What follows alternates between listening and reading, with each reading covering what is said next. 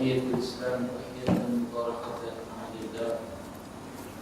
تحية الإسلام السلام عليكم ورحمة الله وبركاته.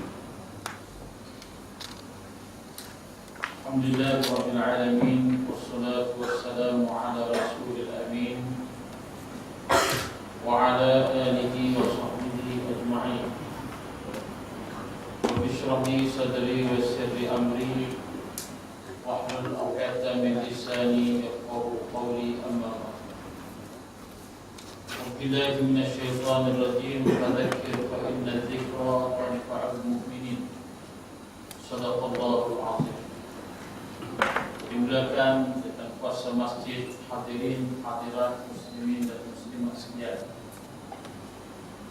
Alhamdulillah pada malam ini kita diberikan kesempatan.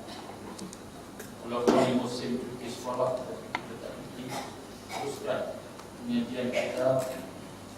Tetapi kita berdoa dalam masa yang sama, berdoa kepada Allah Ta'ala supaya kita istiqamah. Karena al-istiqamah itu khairu min alfi karamah. Istiqamah itu diberikan kelebihan 1000 karamah. Dan kelebihan itu kita rasa ada kemanisan dalam melakukan ibadah. Sampai tahap kita merasa kemanisan dalam menuntut ilmu, merasakan kelazatan dalam melakukan amal saleh. Maka bagi mereka yang merasai kelazatan itu, maka dia akan bersungguh-sungguh melakukan kebaikan.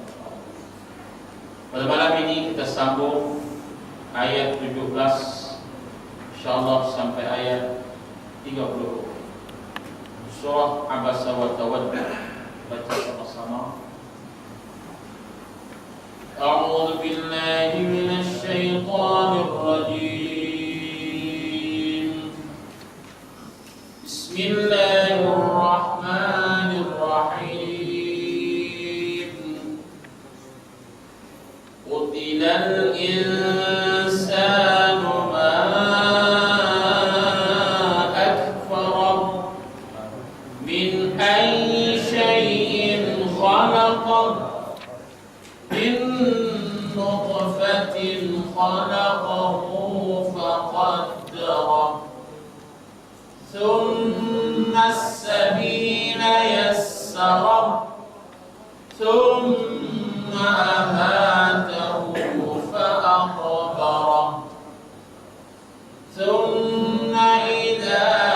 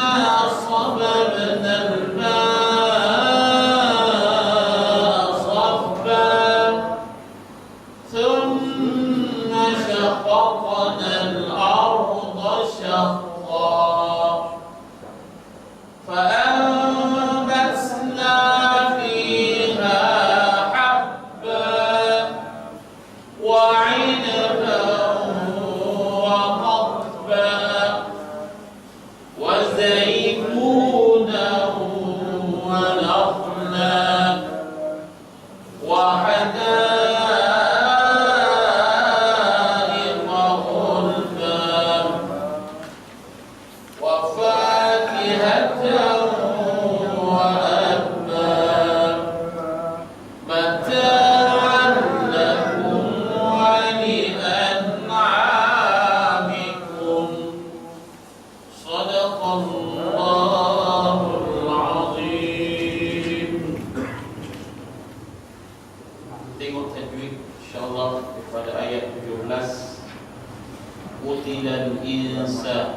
Sa maknanya kifa, nun mati bertemu dengan sin. Sa mad asli dibaca dua harakat. Ma akfar, ma tu mad is munfasil wa fatimah. Akfar mahmus melakukan angin. Min ayyi, nun mati bertemu dengan hamzah panggil izhar, tidak dengar. Syai itu dipanggil mahdin. Syai mahdin. In khalaqa izhar, tanwin bertemu fa, izhar. Kemudian min nutfatin, nun mati bertemu dengan idgham ma'al ghunnah. Nutfatin wal qalaq sughra. Kaidah dia kalau qalaq sughra ni kita baca tanpa kita berhenti. Berhenti itu maknanya silap. Itu lambat, dia baca cepat. Buka kubra dan berhenti dia biasa paksa. Kalau kubra, kalau surah dia panggil qalaq sughra. Nutfatin khalaqa, maknanya izhar. Khalaqahu itu maksilah qasirah. Maksilah qasirah. Maksilah. Selain pada hamzah, dia panggil maksilah qasirah, maksilah yang pendek. Kalau jumpa hamzah atau alif, dia panggil maksilah tawilah. Faqaddara summa wajib al-ghunnah. Summa wajib al-ghunnah. As-sabil itu mad asli. Sar summa wajib al-ghunnah. Summa harakat berkaitan dengan demo. Amatahu maksilah qasirah. Fa'aqbara qalqala sughra. Summa mana wajib al-ghunnah. Idza mad asli sya'a ma wajib al-qasir. Mad jaiz munfasil, mad wajib muttasil. Dibaca dengan 5 harakat. Ansyara. Kalla tu mad asli lamma wajib al-ghunnah yaqdima amara. Mad jaiz munfasil, dibaca 2, 4, 5. Falyanzuri min mati mudhar satu ikhfa. Al-insan mana ikhfa ila ma asli ta'amihi, disambung ta'amihi itu maksilah tawilah. Maksilah tawilah panjang. Anna wajib al-ghunnah sababana qalqala surah al-ma'a mahwal muttasil wal muttasil sabba ma'awa sabba ma'awa namanya. Thumma wajib al-ghunnah syaqaqana qalqala surah syaqqa ma'awa. Tanwin yang waqaf ma'awa. Fa'anbatna min mati bertemu ba, itu maknanya bertemu iqra. Boleh satu saja ba. Batsna itu mahmus, asli. Fiha ma asli habba itu mahwa. Wa 'inaban wa qabba, tanwin bertemu waw, dhamma ma'al ghunnah. Wa qabba, dia baca qalqala, senang dia baca qalqala. Bukan masuk qalqala. Qabba. Wa zaituna, zaitu mana mahdin. Wa nakhla tanwin waw dhamma ma'al ghunnah. Nakhla la aslan ma'awa. Wa hadaiqa mananya mad wajib muttasil. Ghulba ma'awa. Wa fakihatan wa abba, tanwin waw dhamma ma'al ghunnah. Abba itu ma'awa. Mata'an lakum. Idgham bila dengan lakum wa min mati waw izhar syafawi. Tadi wa li an'amikum izhar. Wallahu ta'ala. InsyaAllah kita sambung tafsir surah Al-Abbas Allah. Setelah kita memahami Allah Ta'ala memulakan surah ini dengan kisah kepada Abdullah ibn Ummi Maktum. Kemudian Allah Ta'ala membawa suatu keadaan, yaitu peringatan tentang kepentingan Al-Quran. Kisah ini bermula 1 sampai 10. Perkara kedua 11 sampai 16. Kalau kita membuka tafsir Said Hawa, dia bagi kepada dua benda. Yang pertama kisah 1 sampai 10. Yang kedua 11 sampai 16 itu suatu peringatan kepada kita bagaimana pentingnya kita menjadikan Quran sebagai peringatan. Tazkirah sebenarnya ayat-ayat Quran. Kemudian Allah Subhanahu wa taala menempelak orang-orang kafir. Bermula ayat 17 sampai ayat 23. Allah memulakan dengan katanya qutilal insanu ma akfar. Binasalah hendaknya manusia. Qutila, mana kalimat itu makna bahasa Arab qatlun, qatalan, bunuh. Kalau bahasa kasar orang kata mampu. Itu bahasa kasar. Tapi bila kata lagu itu, ulama kata ini satu kenyataan yang sangat-sangat serius. Serius apa? La'anal kafir. Telah dilaknat orang kafir. Qutilal insan. Binasalah hendaknya manusia. Manusia mana? Yang ingkar itu. Sebab apa mereka itu binasa? Sebab besarnya kekufuran mereka. Ini satu benda yang disebut oleh Ibnu Katsir, kalimah yang jarang Allah guna, tetapi Allah guna menunjukkan betapa marahnya kutila, dibunuh mereka itu ataupun dibinasakan mereka itu. Jadi disebut di sini la'anal kafir, telah dilaknat kepada orang kafir itu. Okey. Ibnu Katsir kata laknat itu sebab apa? Sebab likasratit takzibi.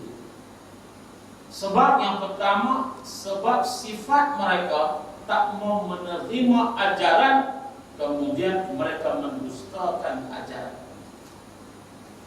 Tak terima satu sebab, mereka ingkar.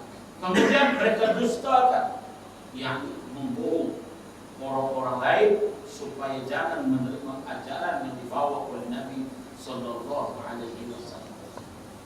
Yang ketiga, al-istib'ad 'anil haqqi. Yang ketiga kata Ibnu Katsir, sebab apa Allah laknat mereka? Mereka jauh, tak mau kepada kebenaran. Maksud apa tak mau kebenaran? Nabi diumumkan oleh Tuhan al-hal, tapi mereka tak mau kebenaran. Mereka degil. Nabi lahir di kalangan mereka bangsa Quraisy. Nabi bagi tazkirah peringatan, mereka tak mau terima. Sehingga disebut masukkan jari mereka dalam telinga mereka, tak mau dengar ucapan.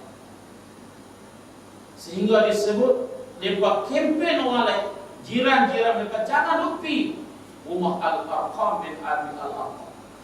Sebab apa? Rumah itu merupakan rumah yang akan membinasakan kamu. Binasa sebab apa?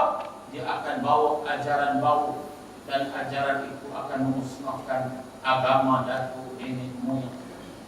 Dia bagi warning, kalau pergi diboykot, kalau pergi kamu tak dapat bantuan dan sebagainya.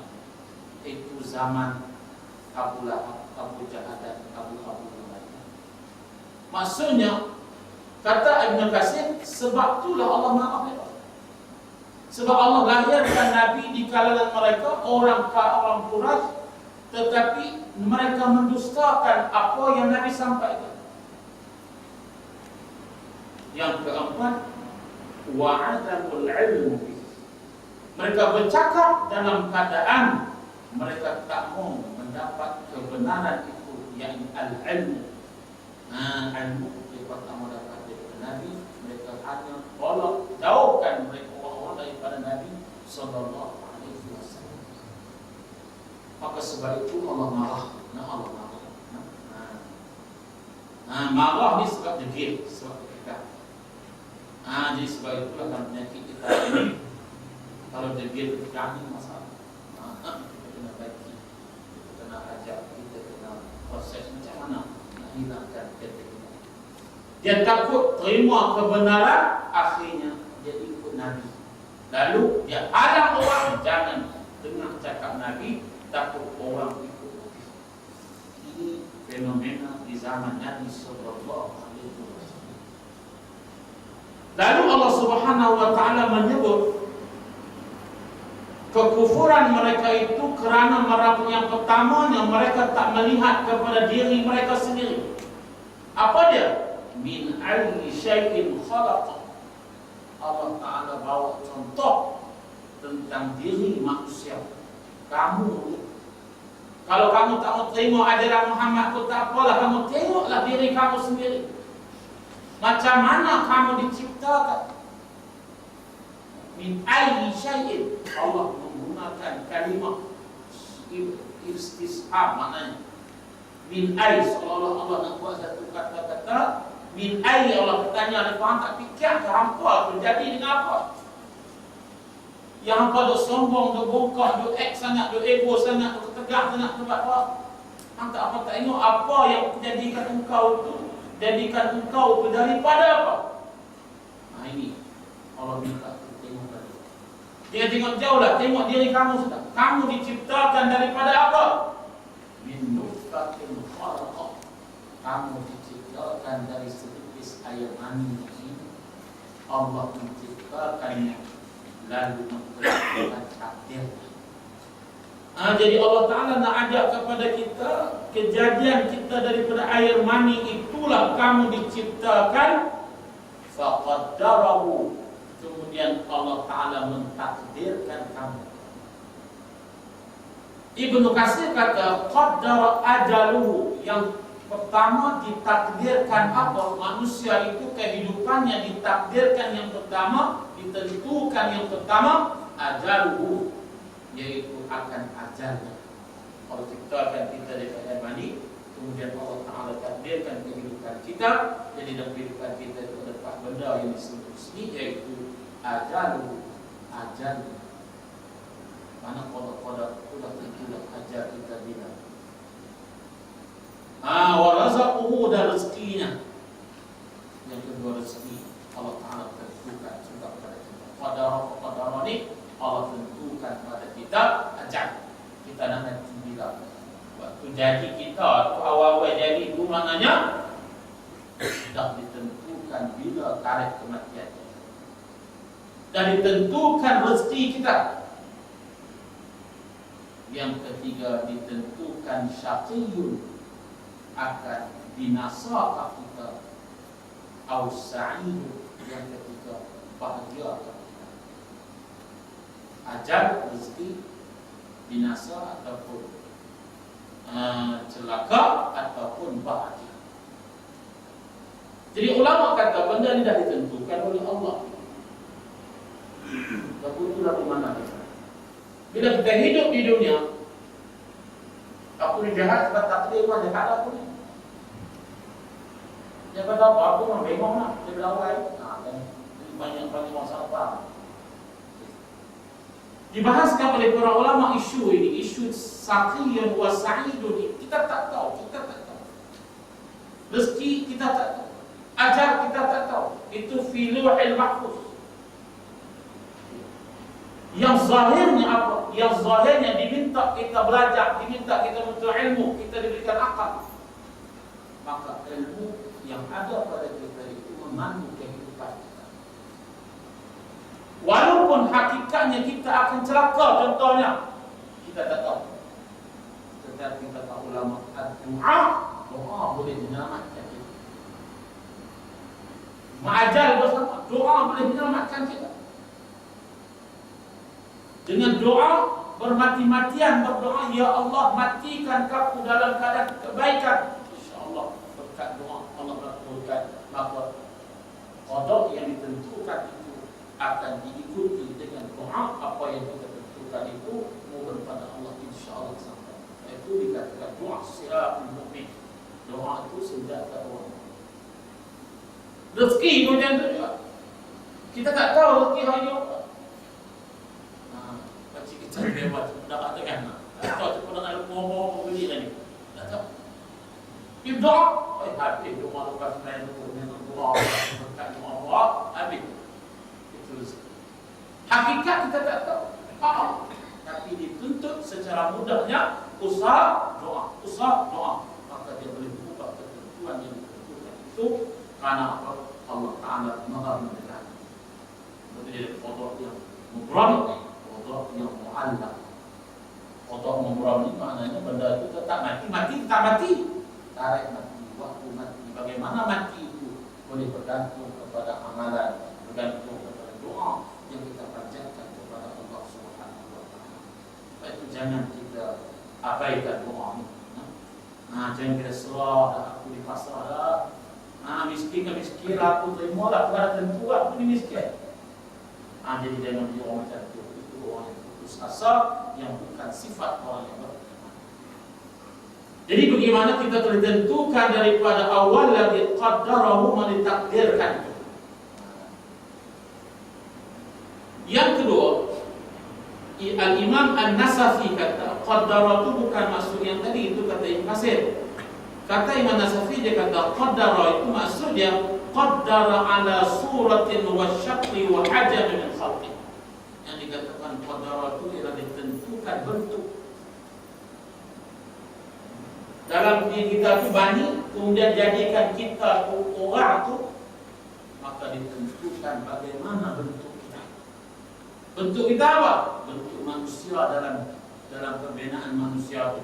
Dalam proses 120 hari itu, kejadian manusia itu Allah tentukan bagaimana itu telah ditetapkan. Kaki dua, tangan dua, mulut, mata dan sebagainya. Maka sebab itu kata ulama, selama tempoh 120 hari itu kena jaga aja. Jangan buat lebih kurang. Nampak itu apa nama orang bisu orang dia. Maksudnya kata ulama ada kaitan dengan kejadian manusia dalam janin ataupun dalam baby yang dalam selama 120 hari. Proses itu Allah tentukan bentuk dia bagaimana. Jadi katanya selama 4 bulan dari awal, kata apa, berapa ni telur dengan mani itu sampailah proses itu 120 hari. Jadi proses itu berlaku dengan ketentuan qadarnya, bentuknya oleh Allah Subhanahu wa Ta'ala. Sebab itu dah ada benda yang penting ialah perbanyakkan baca Quran, perbanyakkan zikir, perbanyakkan amalan-amalan yang soleh supaya anak itu dibentuk dari Allah Ta'ala dengan bentuk yang elok, yang cantik, yang bersih, yang sempurna. Walau bagaimanapun kalau takdirkan tak sempurna, kita terima seadanya, redha dengan apa yang ditentukan oleh Allah Subhanahu wa Ta'ala. Kemudian tsummas sabila yassara. Kemudian dia memudahkan jalan. Tadi proses kejadian kita dalam perut ibu itu, kemudian ditentukan kadar terbentuk dan sebagainya. Kemudian Allah Ta'ala beritahu pada kita proses yang seterusnya setelah diciptakan manusia. Cukup tempohnya 9 bulan. Summas sabila yassara. Kemudian dia memudahkan jalannya, yaitu yassara khurujahu min batni ummih, yaitu dipermudahkan keluarnya manusia itu, baby itu daripada janin baby kan, daripada perut ibunya. Biasa.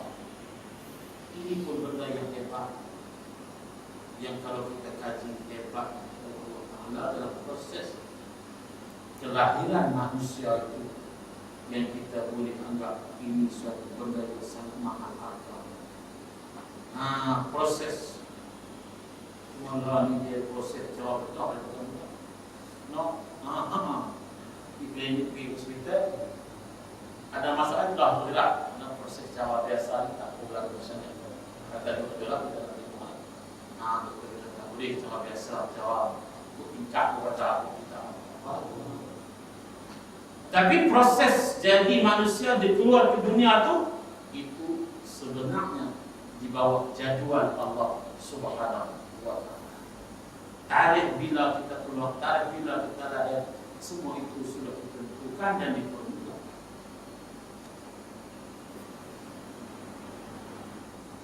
Kata Ibnu Katsir tadi apa nama Nasafi yang kedua Ibnu Katsir. Ibnu Katsir kata yassarahu, yaitu yassarahu summa sabil, kemudian dia memudahkan jalannya, jalan di sini maksudnya kehidupannya, hayatuhu fid dunya yassarahu bainal khairi wasyarr. Dikatakan itulah Ibnu Katsir kata yang dimaksudkan summa sabil, kemudian dia memudahkan jalan itu. Sabil itu apa? Hidup di dunia. Allah Ta'ala permudahkan jalannya ke dalam kehidupan di dunia ini. Yassarahu, dia permudahkan apa? Dipermudahkan, yaitu manusia diberikan panduan bainal khairi, antara kebaikan dan kejahatan. Yassarahu ini mana dipermudahkan manusia. Mudah apa? Mudah menjadi manusia itu karena apa? Diberikan panduan. Apa dia panduan? Quran menjadi jalan penyelesaian yang memudahkan manusia bainal haqqi wal batil, antara yang benar dan yang salah. Mana lahir di dunia ni tak ada fikir dah. Bila hak akil balik, hang tahu cara nak hidup. Sebab apa? Allah dah turunkan panduan Al-Quran kepada kamu. Ikut yang mana Quran nak, senang masuk syurga. Lawan Quran, senang masuk neraka. Itu ya tidak bingung. Jadi yassarahu kata Ibnu Katsir, Allah Ta'ala permudahkan kita jalan ke mana kita nak. Maksudnya tak pening dah kita. Apa GPS dia. Sampai saya tengok saya mula sampai tu. GPS kita orang Islam ni tak? Tuhan. Nabi mana? Ke syurga. Maka Allah Ta'ala permudahkan jalan ke syurga itu dengan adanya panduan daripada Al-Quran. Jadi kata ulama Al-Arjah yang lebih tepat tafsirannya adalah tafsiran Ibnu Katsir, yaitu Allah Ta'ala memudahkan jalan kepada kita dalam kehidupan itu untuk memilih yang mana yang baik ataupun yang jahat. Ini pilihlah kepada pilihan aku. Jadi kalau nak panduan daripada Al-Quran, ikutlah. Kalau tak ambil panduan Al-Quran, ikutlah. Sebab sudah ada di hadapannya pedoman dan panduan daripada Allah Subhanahu wa Ta'ala. Apa maksud? Maksudnya Tuhan sayang pada kita. Tuhan tak jadikan kita ni jadi batu biak, tidak. Tuhan jadikan kita proses hidup kita dalam ibu kita 9 bulan, kemudian lahir di dunia. Dah lahir di dunia, akhir balik. Tuhan bagi panduan bukan tolok dia, panduan dia lengkap, jelas. Kemudian setelah lengkap itu, summa amatahu fa'akbara, kemudian dia mematikannya, lalu dikebumikannya ke dalam kubur. Hebat Allah, syariatnya begitu. Allah mensyariatkan bahawa, kata Al-Imam Al-Alusi, masyru'iyatu dafnul insan. Ayat ini memberi faham hukum wajib kita mengebumikan manusia ataupun dufnul insan. Dafnul di mana? Kena kebumikan manusia. Tak boleh manusia biar terlantak ataupun biar mampu itu. Sebab Allah Ta'ala jadikan kehidupan kita di dunia ini, kemudian bila mati semua, kemudian mereka itu amat tahu mati mereka itu fa'akbara, mati kena sini, kena ke bumi. Mati semua mana cepat, jangan tangguh. Summa amata, kemudian mereka mati. Bila mati itu, akhbarah, benar mati itu. Jangan tangguh Pak Ali macam tidak mampu berkata. Tunggu mana betul orang tak bersama. So mereka tanya ada siapa dulu nak? Bila ditanya. Jadi kita kena tanam. Dikebumikannya dalam tubuh. Fa'aqbarahu. Cuma ada satu saja benda yang Allah Ta'ala sebut dalam syariatnya dan disebut oleh Nabi dan disebut oleh para ulama, orang yang murtad. Orang murtad ini tak ada kamu. Sehingga disebut dibiarkan untuk dimakan oleh binatang buas dan sebagainya. Itu maksudnya bagi orang yang tak layak masuk dalam kubur. Karena orang murtad ini orang yang hina, orang yang mempermainkan agama Allah, tak layak dia itu disematikan seperti mana orang Islam. Sebab dia orang murtad. Hukum dia begitu. Dia orang murtad ini, hukum dia bermula dengan proses minta dia bertaubat. Dia bertaubat, panggil bertaubat, tak bertaubat. 3 hari 3 malam disebut dalam kitab fiqh, 3 kali subuh. 3 kali subuh. Subuh yang ketiga tanya, hang ni silap ke? Memang mengaku hang kuat. Percaya itu. Aku mengaku Tuhan ya. Tuhan wahyu kau. Aku betul di langit tadi. Hukum dia kena hukum bunuh. Sebab dia mengaku Tuhan, dia mengaku Nabi dan sebagainya. Akhirnya dihukum bunuh. Dan dihukum bunuh itulah disebut selepas itu dia akan dibiarkan atau diletakkan di tempat-tempat anjing dan sebagainya untuk dibiarkan bangkai, jangan bangkai macam manusia biasa. Ini gambaran hukum kepada orang yang melakukan murtad tapi tak berlaku dalam kehidupan ini sebab hukum dia tak kunci betul kan? Ada hukum dia boleh, ada hukum betul. Sebab 18 tahun ke atas bebas masing-masing. Undang-undang orang kata biar anak pun boleh buat pilihan. Pak pun tak ada kata pak. Sebab undang-undang kita dalam kata itu maknanya kita dewasa. Agama hak pribadi masing-masing. Yassarahu thumma amatahu fa'aqbarahu. Kemudian Allah Ta'ala sebut lagi proses manusia di perjalanan manusia nak iman apa itu? Thumma idza sya'a ansyara. Kemudian apabila dia berkehendak dia membangkitkannya kembali. Lepas duduk dalam kubur, lepas itu sampai waktu ba'athahu ba'da mautih, dibangkitkan dia selepas dia mati. Summa idza sya'a, apa masa waktu sampai kala ditiupkan, ansyarahu, dibangkitkan kali kedua. Ini proses manusia. Allah sebut daripada proses kejadian dalam perut ibu, kemudian lahir, kemudian mati, kemudian dibangkitkan semula. Itu gambaran yang sangat jelas. Kata Ibnu Katsir, perkara ini ayat 9 sehingga ayat 22 ini dianggap sebagai jawaban yang jelas tentang manusia itu min aina wa ila aina. Kita ni main mana, nak pergi mana? Ini jawab. Kita ni asal main ke mana? Kemudian duduk di dunia lepas. Nak pergi mana? Nak pergi mana? Allah jelas dah. Maksud jelas. Itu maksud jelas gambaran kita. Hang kaya ke, hang miskin ke, lagu mana ke? Hang akan mati. Bila mati, hang akan dibangkitkan di hari akhirat. Ini jelas. Kalla lamma yaqdi ma amara. Jadi Allah sebut kalla ni dalam bahasa Arab, kalla, janganlah sekali-kali. Ia menyangkal lagi sebenarnya ia belum menekan apa yang diperintahkan kepadanya. Kalla, sama sekali tidak. Apa dia sama sekali tidak? Orang kafir.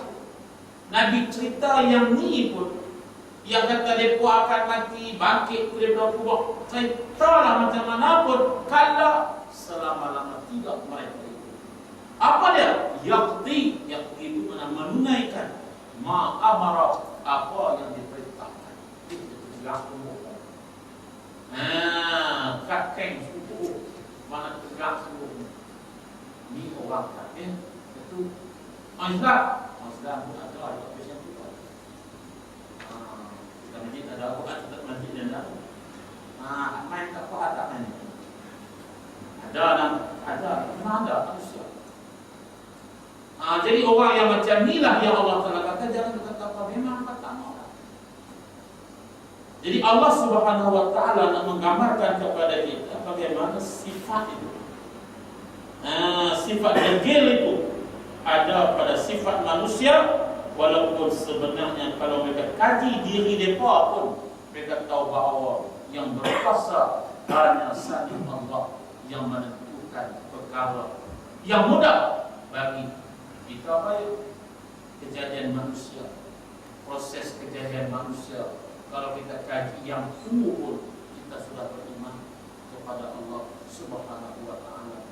Bagaimana proses kejadian manusia, kita boleh tengok sampai 20 hari, 4 bulan, 5 bulan tu kita tahu lah laki perempuan, scan dan sebagainya, kita guna teknologi lah. Tapi yang nak jadi benda itu semua daripada Allah Subhanahu Wa Taala.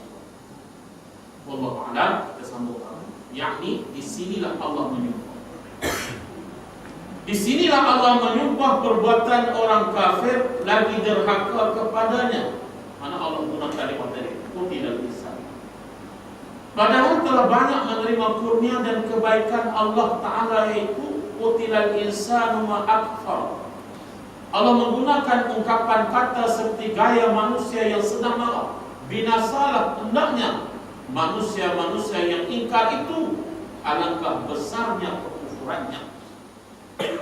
Tidak patut dia dibiarkan hidup dengan kekufuran itu. Manusia yang begitu hina kejadiannya, yaitu dijadikan daripada mani, tidak sepatutnya bersifat angkuh dan sombong, karena ia terjadi dari tetes air mani. Allah menciptanya lalu menentukan takdirnya dalam rahim ibunya. Semenjak kejadiannya berupa air, kemudian menjadi darah, lalu menjadi seketul daging, sehinggalah sempurna rupanya. Kemudian ditentukan kadar rezekinya, ajalnya, amalannya, nasib yang baik dan celaka. Kemudian Allah memudahkan jalannya, yakni mudah belajar di dunia melalui anggota pelapasan sebanyak 2 kali, yakni al-jantina laki dan perempuan, atau Allah memberi persediaan kepadanya untuk menjalani jalan yang benar atau jalan yang sesat. Kemudian Allah mematikan, lalu dikebumikan ke dalam kubur secara hormat. Tidak pula mayatnya dilemparkan secara sembarangan menjadi makanan binatang buas atau dikerat-kerat menjadi bahan tuntunan dan permainan. Ini berhenti nyembah lagi mandi mayat. Bak kapan mayat kita tahu itu loh. Untuk program kita buat khusus. Mati orang tua tu pakai dan orang dengan tidak. Sebab orang tua tu kamu dia orang. Yang sedih dia lagi tidak dapat nak dengan Idul Adha. Jangan, ini masalah. Kita kena, kita berkhusus mandi jenazah. Kita khusus mandi mayat. Kemudian kapan? Macam mana nak kapan? Seboleh dan seafdalnya anak buat muat. Daripada hampir nak mati, sampailah mati. Dia kena ajak sebelum mati itu. Waktu sakit itu, ini kadang-kadang bila orang sakit kadang-kadang apa? Ambil dia, kena kata lakin tarkibkan dengan la ilaha illallah. Kadang-kadang tak tahu kan? Saya ada tahu sendiri. Baca doa syifa, kita ajak anak-anak kita, sampai begitu. Kemudian ziarah mati, kita dah buat apa? As-sunnah kita cium apabila balik tidak dia. Mudah-mudahan Allah Ta'ala berkati dia, Allah Ta'ala merahmati dia, doa Allah firlahu warhamhu dan sebagainya. Di proses itu pun satu ilmu yang mesti kita dapat, karena ia merupakan fardu kifayah. Bukan fardu kifayah, orang yang buat kita tak payah tak? Kita kena pakai boleh. Sebab apa? Sebab benda ini semakin hilang. Sebab kalau sekolah pun dia apa? Dia kadang-kadang pun tak faham. Jadi kita khususkan supaya benda ini kita dapat. Ini ajaran Islam yang cantik untuk kita sempurna. Kemudian apabila Allah berkehendak untuk menghidupkan yang pastilah dibangkitkan dari kubur untuk dihisab. Bila Allah sampai waktu dibangkitkan dari kubur untuk dihisab dan diberi pembalasan sama ada baik maupun buruk sesuai dengan amalan yang dikerjakan di dunia. Janganlah sekali-kali orang kafir itu menyangka lagi sebenarnya dia belum menunaikan apa yang diperintahkan kepadanya supaya beriman dan mentaati. Baik itu Allah umbarkan orang kafir dalam neraka sebab dia orang tegak, orang yang tegak. Degil sebab apa? Islam sudah sampai tetapi mereka tidak menerimanya. Habis itu. Kemudian kata Syekh Hawa, tadi Allah sudah tengok benda yang kita nampak dalam badan kita. Mungkin kita dikaji. Kemudian Allah Ta'ala minta kita tengok benda yang mudah lagi. Ini semua kaedah. Tuhan memberi satu kaedah nak mendidik kita, nak mengajar kita bagaimana kita nak fikir supaya benda itu kita faham. Jadi yang pertama tadi Tuhan sudah tengok diri kita. Kemudian Allah tengok nikmat yang kita dapat pula. Nikmat yang kita dapat yang mudah sekali yang kita nampak hari-hari apa dia? Nikmat apa? Nikmat makan. Itu gak besar ni nikmat ni. Tuhan pun faham. Maka dia kata apa? Falyanzuril insanu ila ta'am. Maka hendaklah manusia melihat, memperhatikan makanannya. Hebat ni. Kata Tuhan ni. Wah, Allah segala orang bijaksana. Dia tahu contoh yang payah, contoh yang mudah. Kamu tengok makan. Pagi 4 kali makan. Kawan ajak 3 kali. Tuan sampai rumah 3 besar. Habis kopi ready semua dah. Makan. Tak apa minum, tak apa nyaman. Tapi fikir dan makanan tu yang masuk kamu tu sebenarnya siapa? Allah yang menentukan. Ada orang nak makan tak boleh makan. Sebab apa tak boleh makan? Kecil manis. Itu tak boleh makan. Ataupun nak makan, kita tak makanan tak boleh. Macam-macam lah di alam. Tapi kita dapat makan itu nikmat yang besar yang Allah Ta'ala bagi kepada kita. Jadi fal yanzur ni maksudnya kamu lihat dengan mata hati. Ainul qalb, hati itu ada mata. Bukan mata yang zahir, mata hati kamu tengok. Tengok manusia itu apa yang dia makan. Sesungguhnya kata Allah, kami Allah telah mencurahkan air dari langit dengan curahan yang menakjubkan. Di makanan yang dapat itu kamu diproses daripada sumber dia. Sumber dia nasi.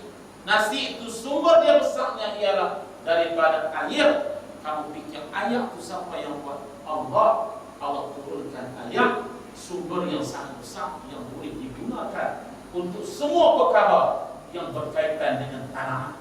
Tak ada ayat bawa pening kita. Tapi ada ayat maka ayat inilah suatu nikmat yang sangat besar. Anna sababna al-ma'a sabab. Allah mulakan dengan nikmat yang paling besar untuk kita fikirkan. Nikmat itu ialah nikmat air yang telah mencurah air itu dari langit dengan curahan yang menakjubkan. Nikmat Tuhan yang menurunkan hujan.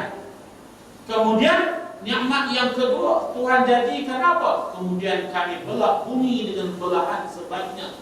Kata Ibnu Katsir, belahan ini bermaksud Tuhan membentuk muka bumi itu dengan kepelbagaian jenis tanah yang sesuai dengan tumbuh-tumbuhan di mana pun. Contoh di muka bumi kita khatulistiwa. Masalah khatulistiwa kita kata khatulistiwa tak salah. Macam topika apa ni sesuai tanah benda orang tegak ni sesuai tanah dan orang lagi guna lalu dia banyak tanah apa kepada kepada nak apa kita punya macam-macam Tuhan bagi kepelbagaian bentuk jenis muka bumi. Tanah yang pelbagai yang mana sesuai dengan tanaman-tanaman yang boleh kami ambil manfaat. Orang nak Mesir tu ada buat tanam gandum sesuai. Kita nak buat padi tanam gandum tak tanam tadi. Hidup nak ni. No, tak sesuai. Dia buat tanam sesuai dengan apa yang Allah Taala tentukan kepada mereka. Mana syaqaqna al-ardha itu Tuhan dah tentukan kepada manusia itu muka buminya sesuai dengan apa yang sesuai dengan mereka. Maka sebab itu Tuhan kata setelah diberikan muka bumi yang pelbagai bentuk itu, yang pelbagai kandungannya itu, fa'ambatna fiha habba. Yang pertama Tuhan jadikan daripada bumi itu ditumbuhkan biji-bijian al-birri wasy'ir. Al-bir biji-bijian, wasy'ir seperti gandum, habban itu namanya biji-bijian. Fiha padanya pada bumi itu habban ataupun bir, wasy'ir. Bur ni mana biji-bijian, bir kebaikan, bat haratan, wasy'ir saya itu gandum, masuk ke gandum dan sebagainya. Kemudian wa'inaban dan buah-buahan seperti anggur, wa qadba dan sayur-sayuran. Ini semua bentuk jenis tumbuh-tumbuhan hasil daripada kepelbagaian jenis tanah dan Tuhan jadikan itu. Wa zaitunan wa nakhla dan juga buah-buahan zaitun dan buah kurma. Zaitun wa nakhla dan buah kurma. Dan dua buah ini buah yang banyak tumbuh di bumi Arab, di Syam, dan banyak khasiatnya dan juga ubatnya boleh kita jadikan amalan. Di antara kurma yang menjadi amalan para salafus saleh. Kita boleh kopi banyak berbuat, bulan dia tak boleh lupa. Kita jadikan tiap bulan kita bagi tak ataupun zaitun pun bagus juga. Cuma kita minum zaitun. Zaitun, buah zaitun. Wahada'iq hulba dan tanaman-tanaman disebut sebagai tanaman yang subur, ulazul asmar. Yang disebut di sini tanaman-tanaman yang melahirkan buah. Buah ataupun hasil yang banyak, kemudian buah fakihatan dan buah-buahan yang ada mata kulit dawa dan juga buah abad dan rumput. Abad rumput. Yang maka rumput ini dimanfaatkan oleh serangga-serangga untuk mengambil manfaat daripada. Mana ayat yang ke-28, 29, 30 itu dan ke-31 itu Allah menggambarkan kepelbagaian jenis-jenis tumbuh-tumbuhan di atas muka bumi ini yang diciptakan untuk apa? Mata'an lakum, untuk kamu ambil manfaat. Mata'an ini untuk kesenangan mengambil manfaat. Wali an'amikum dan juga binatang-binatang untuk mengambil manfaat padanya. Maksudnya semua yang Allah ciptakan itu kata Ibnu Katsir, aisyatan lakum wa li an'amikum fi hadhihi ad-dawar ila yaumil qiyamah. Betapa sayangnya Allah pada hamba. Dahlah jadi kita panduan, dah jadi manusia. Itu lahirkan manusia, kemudian dibesarkan manusia.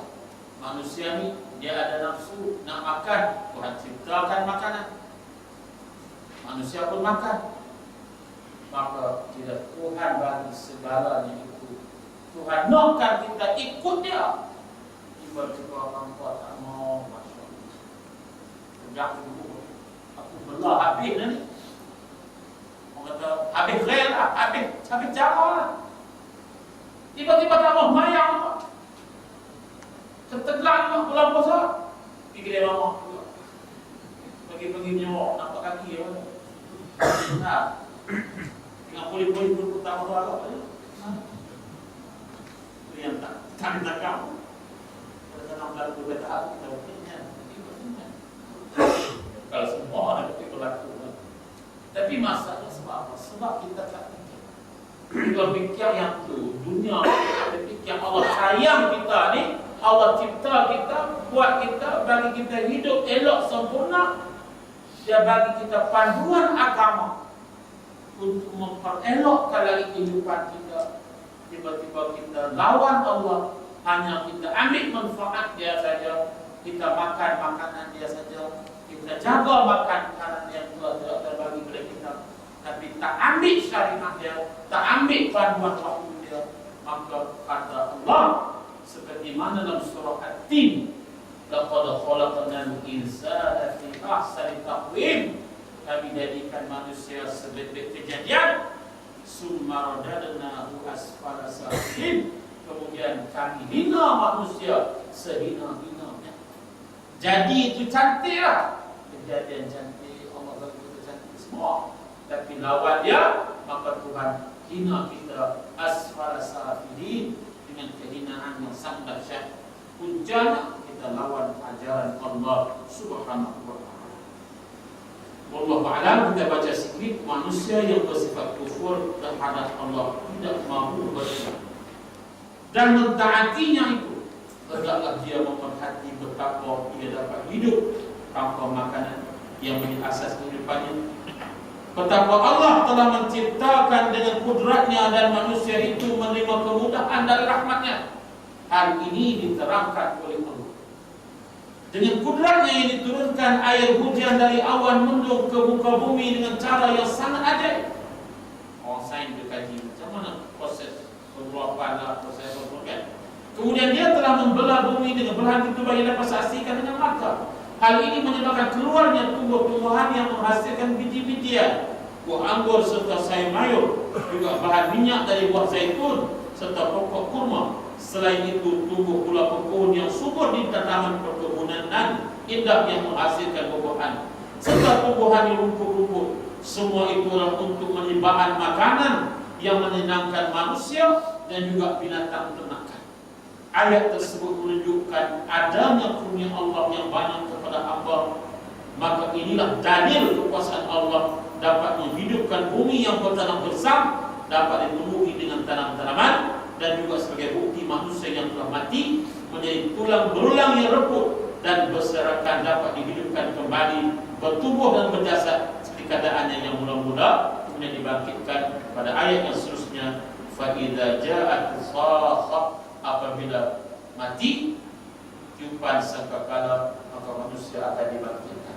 Itulah sedikit apa yang kita baca pada malam ini. Kita dapat pengajaran insya-Allah yang penting. Kesimpulannya apa? Allah nak menyatakan satu saja, kena ikut apa yang dia suruh, ikut ajaran dia sepenuhnya. Kalau nak kira nikmat banyak, kira banyak. Tahu tu nikmat Allah dan usuha. Kalau kamu nak kira nikmat Allah banyak sangat, nah, fa in syakartum la azidannakum wa in kafartum inna azabi lasyadid. Kalau sekiranya kamu kufur kepada aku, kata Allah, sesungguhnya azab aku sangat pedih. Maksudnya layaklah Allah azab kita. Sebab apa? Sebab kita degil, kita sombong, tak makan Allah, tak makan diajar. Sebab apa? Allah bagi nikmat banyak, kita lawan Allah. Mudah-mudahan kita tak menyuruh itu wal-'adad insyaallah. Aku qouli hadza wa sallallahu alaikum warahmatullahi wabarakatuh. Bismillahirrahmanirrahim. Alhamdulillah wassalatu ala rasulillah wa ala alihi wasallam. Allahumma arhamna bil Qur'an waj'alhu lana imaman wa nuran wa rahmah. Allahumma dhakkirna minhu ma nasina wa 'allimna minhu ma jahilna warzuqna tilawatahu ana al-lail wa atraf an-nahar wa nurna ya rabbal alamin ya rabbal alamin ya rabbal alamin. Wassallallahu ala sayyidina Muhammad walhamdulillahi rabbil alamin.